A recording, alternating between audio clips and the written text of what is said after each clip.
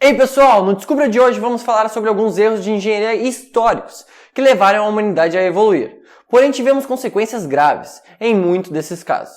Mas antes de continuarem assistindo a esse vídeo, não se esqueçam de se inscrever no canal e ativarem o sininho. Assim vocês ficam ligados e recebem novos conteúdos de engenharia a cada semana.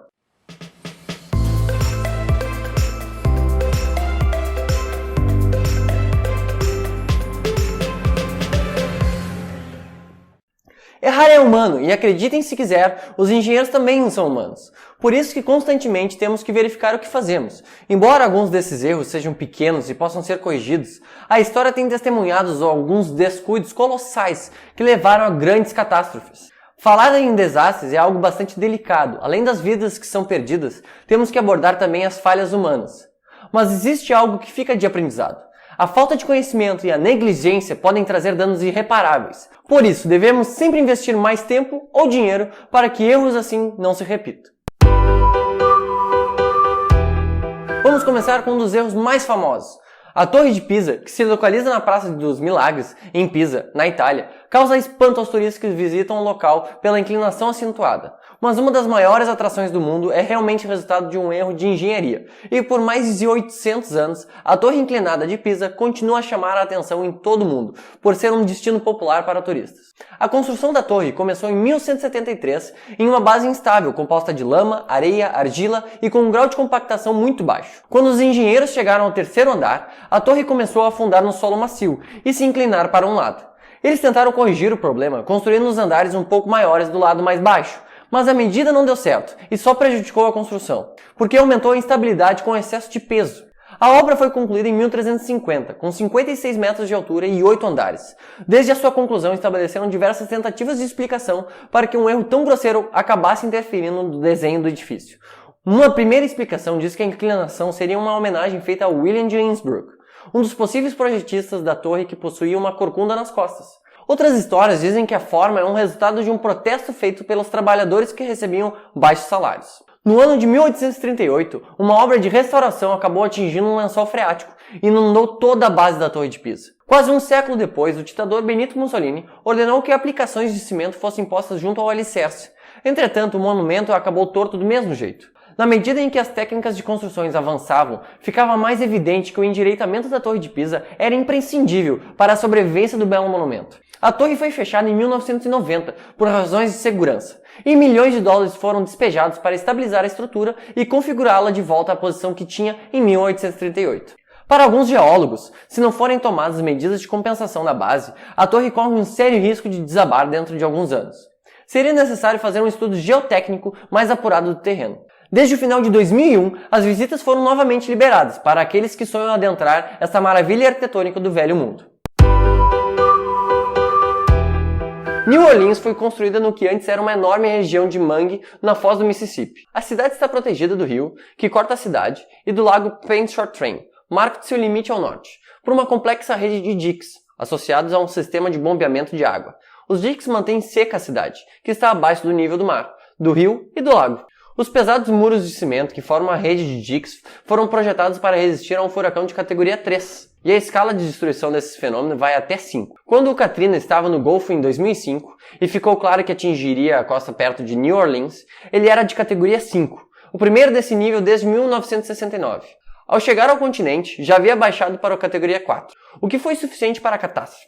Os ventos e a pura energia do furacão arrasaram Biloxi e outras cidades na costa do estado de Mississippi e do Alabama. Mesmo não tendo atingido New Orleans diretamente, o centro do furacão passou ao leste da cidade, onde cerca de 80% da região foram inundados, matando milhares de pessoas e deslocando várias famílias. A enorme quantidade de água movida pelo Katrina caiu diretamente sobre New Orleans, sobre o rio Mississippi e sobre o lago Pontchartrain. Pressionado pelo volume de água e pela forte ondulação causada pelos ventos, o lago rompeu parte dos diques e invadiu a cidade, inundando o bairro Francês, um dos centros históricos mais antigos dos Estados Unidos. O US Army Corps of Engineers encontrou o responsável por essa devastação, que foi agravado por um sistema de diques e canal antiquado que protegia a cidade. Os diques falharam porque eles foram construídos de forma desarticulada, eram inconsistentes em qualidade, materiais e dados de projetos desatualizados. Além disso, os engenheiros não levaram em conta a má qualidade do solo debaixo de New Orleans. Desde então, o governo dos Estados Unidos gastou mais de 15 bilhões de dólares para atualizar o sistema. ponte Pennsylvania-Tacoma Narrows iniciou suas obras em 1938. Durante sua construção, técnicos, engenheiros e demais perceberam que durante as correntes de vento, a estrutura possuía tendência para oscilar transversalmente, mas não contaram com as forças aerodinâmicas no local, especialmente em períodos de ventos fortes. Assim, a ponte estava vulnerável a vibrações geradas pelo vento. Por esse motivo, passou a ser chamada carinhosamente de Galloping Gertie. Vários ensaios foram realizados com o objetivo de reduzir tais oscilações, porém nenhum chegou a produzir realmente uma plena eficiência. No verão de 1940, a ponte foi aberta ao tráfego rodoviário e, pela sua peculiaridade, logo se tornou atração turística, o que para os engenheiros era um verdadeiro horror estrutural. Para as demais pessoas deveria ser um prazer indescritível dirigir ou observar uma grande estrutura como se estivesse numa montanha russa. 4 meses após a sua abertura, a estrutura desabou e sua única fatalidade foi um Cocker Spaniel preto. Na madrugada do dia em que ocorreu o colapso, os ventos atingiram a velocidade de 64 km/h. Fazendo com que a ponte oscilasse muito juntamente com os cabos de sustentação.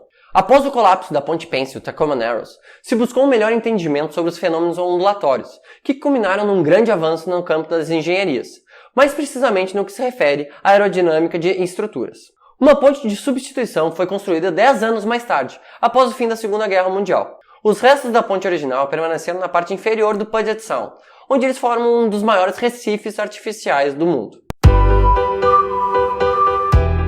Localizado no pedaço de terra onde o famoso Building 20 já esteve, o MIT Data Center de Frank Gehry permaneceu aberto por apenas 3 anos, antes que os processos começarem a aparecer. Gehry e seu empreiteiro foram processados por serviços de projetos deficientes e desenhos que fizeram goteiras saltarem, causaram rachaduras na alvenaria, mofo crescer e blocos de gelo e detritos bloquearem as saídas de emergência. Embora existam muitos que elogiam o edifício, a partir da perspectiva de outras obras de Gehry, ele ser considerado por alguns como um dos melhores trabalhos do arquiteto, há certamente muitos que são menos animados pela sua estrutura. O uso de vidros como paredes interiores significa que aqueles que trabalham no prédio têm que abrir mão do senso de privacidade. Há também uma sala de aula onde, devido à ligeira inclinação das paredes, algumas pessoas podem passar pela sensação de vertigem. O arquiteto colunista da Boston Globe, Robert Campbell, escreveu uma avaliação brilhante do edifício. De acordo com Campbell, o Stata sempre vai parecer inacabado. Também parece que está prestes a entrar em colapso. As colunas se inclinam em ângulos assustadores. As paredes balançam, desviam e colidem em curvas de ângulos aleatórios. Os materiais mudam em onde quer que se olhe. Tijolo, aço de superfície espelhada, alumínio escovado, tintas de colorido brilhante, metal corrugado. Tudo parece improvisado, como se jogado no último instante. Esse é o ponto. A aparência do Stata é uma metáfora para a liberdade, ousadia e criatividade da pesquisa que deve ocorrer dentro dele. Feita para orbitar Marte como o primeiro satélite meteorológico interplanetário, a sonda Mars Climate Orbiter desapareceu em 1999, porque a equipe da NASA usou o sistema anglo-saxão de unidades, que utiliza medidas como polegadas, milhas e galões, enquanto uma das empresas contratadas usou o sistema decimal, baseado no metro, grama e no litro. Fazendo as contas em quilômetros, mas aproximando-se em milhas, a sonda de 125 milhões de dólares chegou perto demais de Marte, quando tentava manobrar para entrar em órbita do planeta. E acredita-se que ela tenha sido destruída ao entrar em contato com a atmosfera. Uma investigação determinou que a causa do desaparecimento foi um erro de conversão das unidades inglesas para as métricas, em uma parte do sistema de computação que operava a sonda a partir da Terra. Qual é o nível do mar?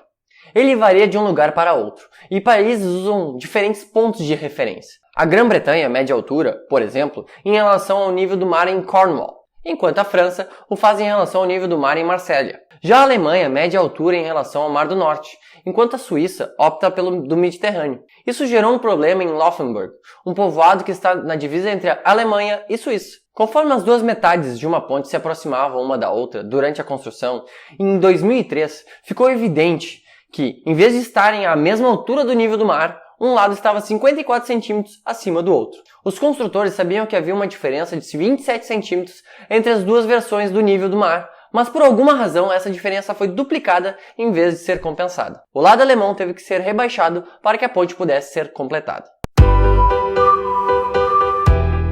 A explosão da plataforma Deepwater Horizon ocorreu no dia 20 de abril de 2010, no Golfo do México, nos Estados Unidos. O desastre constituiu na explosão da plataforma de petróleo semi-submersível Deepwater Horizon, que pertence à Transocean e que estava sendo operada pela BP Exploration, afundando na quinta-feira seguinte após a explosão, depois de ficar 2 dias em chamas. Uma grande mancha de óleo se espalhou e chegou à costa de Louisiana e os outros estados. Houve 17 trabalhadores que ficaram feridos e 11 que faleceram. Um dos piores desastres ambientais da história dos Estados Unidos. Estima-se que 180 milhões de galões de petróleo foram lançados para o abismo. Mais de 8 mil animais foram relatados mortos.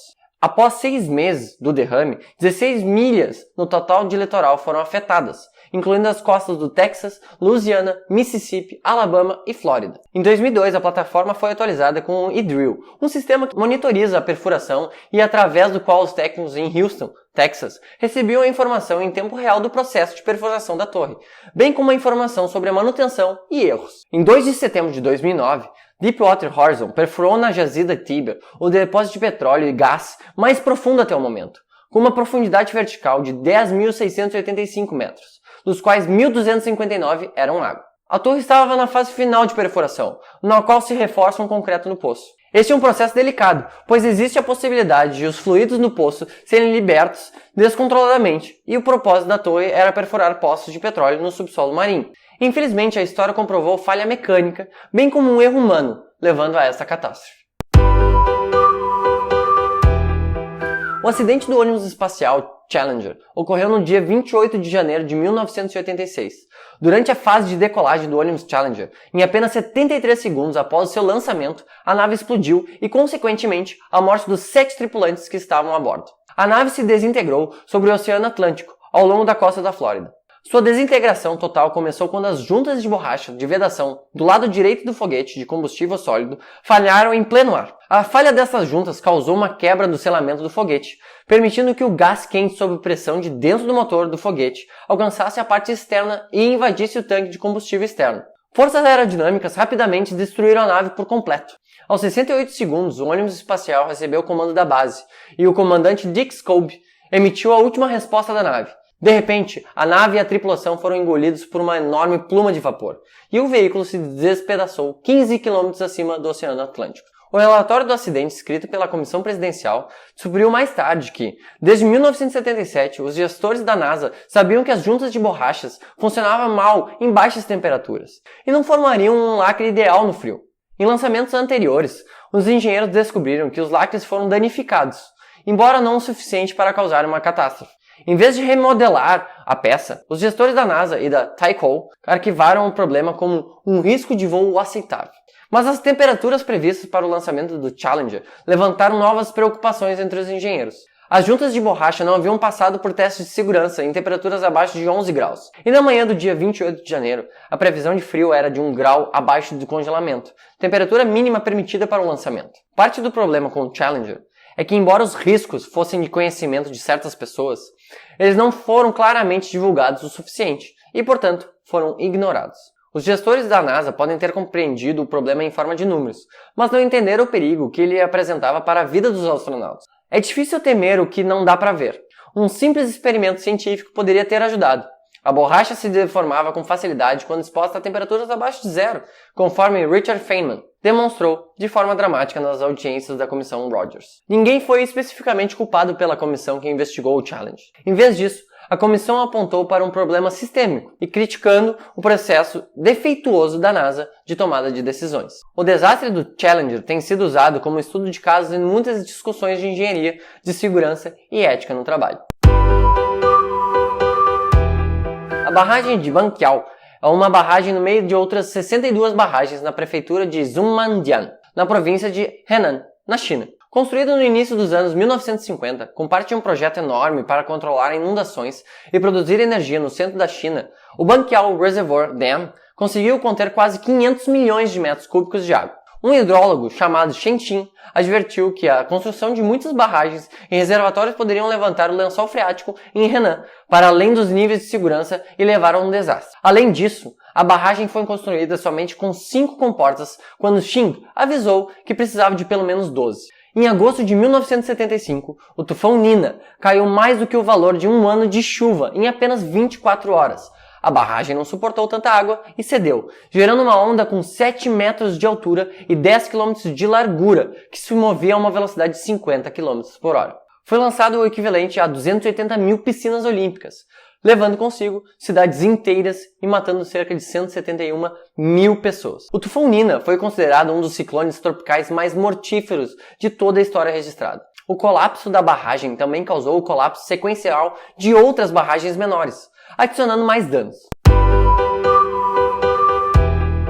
Em 26 de abril de 1986, um reator estruturalmente instável na central nuclear de Chernobyl, localizada na Ucrânia, explodiu. Foi o pior desastre de uma usina nuclear na história, resultando em um colapso nuclear grave. Materiais altamente radioativos foram lançados na atmosfera e sobre uma extensa região geográfica, se espalhando por uma boa parte da Europa e União Soviética. O acidente foi causado por um projeto do reator defeituoso, que foi operado por um pessoal inadequado, com pouco treinamento e negligenciando os regulamentos de segurança. Para que um reator funcione, são necessários alguns procedimentos de segurança que garantem o bom funcionamento deste compartimento. Entre eles, podemos destacar as hastes controladoras, que têm como principal função controlar as reações em cadeia que acontecem com o urânio 235 no seu interior e que devem funcionar regularmente. No acidente da Chernobyl, não foi diferente. As hastes foram utilizadas a fim de controlarem o efeito das reações, porém se comportaram de forma contrária ao esperado e, ao invés de inibir as reações, contribuiu para que as mesmas ocorressem de forma incontrolável. Outro grave problema foi a falha humana que ocorreu durante a manutenção do reator em uma de suas inspeções, pois não foram seguidas as normas de segurança adequadas para trabalhar com o reator em baixa produção. Logo, o efeito não pode ser controlado pelo painel de controle, tampouco manualmente como deveria ocorrer em caso de urgência. Ocorrido o acidente, o vento encarregou-se de espalhar as nuvens com os elementos radioativos por boa parte dos países vizinhos, e por onde passou afetou a vida dos seres que ali viviam. O governo soviético tentou manter o acidente em sigilo, sem que houvesse evacuação das pessoas nas cidades mais próximas. Porém, habitantes de uma cidade a cerca de 3 km foram totalmente infectados e só foram retirados da cidade depois de passarem horas expostos à radiação. Desta forma, semelhante à reação em cadeia de um reator, outros países detectaram um alto nível de radiação no ambiente e a partir daí resolveram ajudar a inibir os efeitos que o acidente poderia vir a causar. Muitos países foram infectados com a radiação. Entre eles podemos citar a Dinamarca, Suécia, França e Itália. Assim, Chernobyl ficou conhecido como o maior acidente envolvendo usinas nucleares, e segundo a ONU, cerca de 4 mil pessoas morreram. Porém, esse número é discutível, visto que outras entidades chegaram a avaliar cerca de 100 mil mortos no acidente. E esses foram alguns dos erros de engenharia que o mundo já vivenciou. Espero que vocês tenham gostado do vídeo de hoje. E se quiserem saber muito mais sobre engenharia e arquitetura, nos sigam nos nossos perfis da Engenhei, no Instagram, Facebook e também no LinkedIn. Valeu e até a próxima! New Orleans! Após o colapso da... Eu não tô acreditando, não consegue, né, Moisés? Uma grande mancha de óleo se espalhou e... Errou! Não põe isso, pelo amor de Deus. Meu Deus, meu joelho tá doendo.